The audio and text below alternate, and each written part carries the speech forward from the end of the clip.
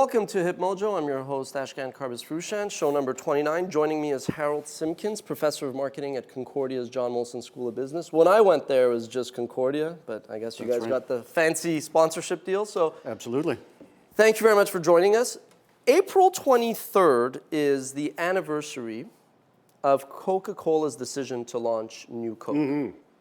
So we decided to do a top 10 marketing mishaps, which is the companion piece to this interview we're doing with you. You teach marketing, you teach advertising. I think I actually had you as in the advertising class. So I thought of reaching out to you and asking you for your opinion on these so-called marketing and product mishaps. So my first question to you is, we'll talk specifically about New Coke, but is all PR good PR, or is there such a thing as bad PR when these companies make these so-called mishaps? Oh, there's absolutely a thing like bad PR. Just look at the situation with La Zonde right now, and their Oasis brand of drinks, and having gone after the person who has the Oasis brand of soap, and taking her to the Supreme Court and causing her all kinds of legal problems in terms of cost. That's all over the social media right now. They've had something like 100,000 inquiries into it. The PR is horrible. They're in damage control mode. So that's an example of PR not working in your favor. You know, there's an old saying, there's no such thing as bad PR. Maybe that applies to movie stars, you know, just to keep their face and name in the limelight, and whether it be because they've been good people, bad people, whatever. But I think when it comes to products, there certainly can be very, very bad PR. Okay, you raised social media and celebrities. Those are two things I want to expand on. How does social media change this? Does it really amplify it, or au contraire, does it allow the marketers a tool to sort of get on it quickly and address it instead of waiting for the news cycle to... It's both. It's both. I mean, marketers can preempt the snowball effect as they see it forming in social media. But on the other hand, you know, consumers, citizens can get together really, really, really quickly and share opinions, good, bad, or indifferent. And so marketers very much have to be on the lookout for those kinds of things developing. And more, of course, have full-time social media departments. So take us through a few of the biggest marketing... Actually, are all product mishaps necessarily marketing mishaps? No. Or so take us through that nuance, first of all.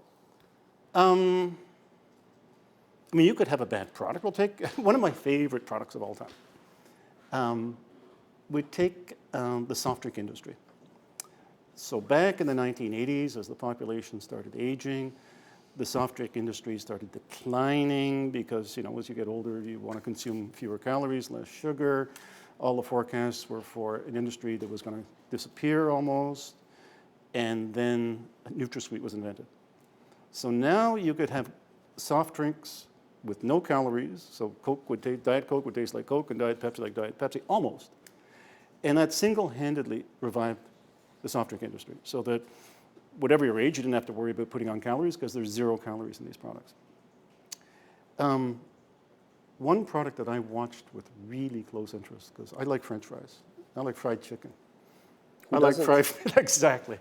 So if you could come up with a NutraSweet version of oil, such that it would have 0 calories, so you could fry up a potato, and there would be no more calories from those French fries than there would be in the raw potato. And the same with the chicken, and the same with the fish. This would be a home run ball. Well, guess who invented the product? It was Procter & Gamble, and it was called Olestra. I remember reading it in Elisa Swayze's soap opera.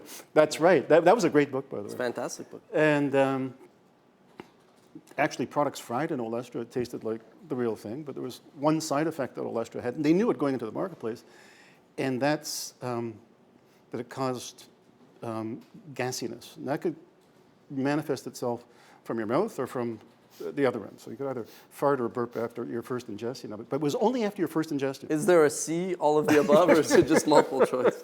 And it didn't happen with all people, but with a lot of people, the first time you ate something cooked in Olestra, that would happen, but it would never happen again.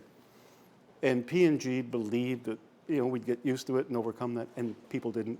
Bad PR got out as a result of that, and the product was withdrawn from the market. And I recall they spent like a lot of money on this and lots of time. And then, okay, so those are product mistakes. So, I mean, how does that now translate to marketing mistakes? Take us through like a few of the top marketing mistakes, in your opinion, that really make you just say, what were they thinking? Well, you know, it's always easy to second guess. and especially in the field of marketing and advertising, where everything is done in the open, right? We see the ads, we see the commercials, and you know, we're free to criticize, make our comments. Then, of course, if there is a failure, it's a public failure. And then, of course, a lot of people like myself, university professors, consultants, say, we told you so. We knew this was going to happen if you'd only spoken to us in the first place. Well, that's not always the case.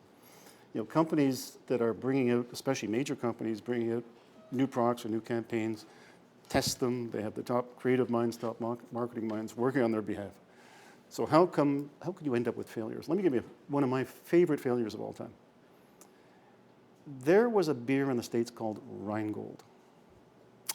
And you know, the beer market, particularly back then, it was all about branding because all beers tasted the same, unlike today where we have craft beers and imported beers and whatever.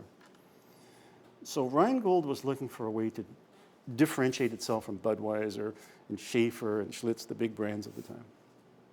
And I remember seeing these commercials as a teenager, coming up from the States over cable.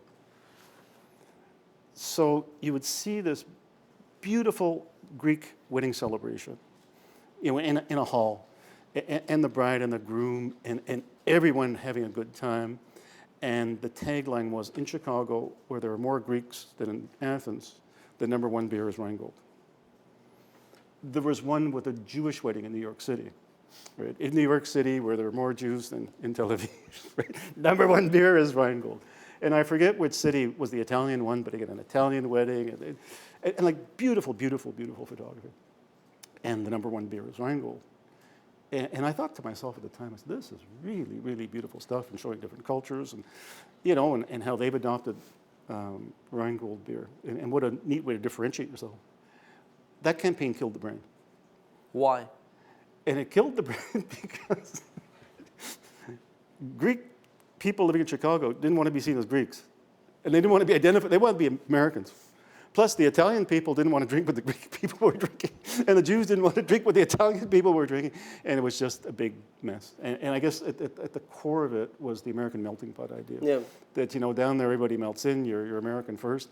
And by singling out these groups, it blew up in their face. And I don't know if testing would have picked that up. Let me ask you a question. If that ad campaign, would it cause a different kind of reaction, i.e. an uproar today? Because you're even, like sitting here, you know, in 2012 hearing that, I'm sure the first time that, you know, the Greek, Italian, Jewish, Korean, whatever, there's somebody going, oh my God, why are we even not discriminating? But like, could be. I mean, there could be some people complaining that it's not politically correct to do that. But this was really tastefully done. Okay, you mentioned something great, which is going in the CMOs, the advisor. We're going to take a short break. We're going to come back. Afterwards, I want to talk to you about CMOs. When they basically sit there, chief marketing officers, VP of marketing, researchers, whoever, and say to the CEO, this is a bad idea. I want to ask you if that ever means anything. We'll be right back. I want to get your opinion. We'll be right back after this.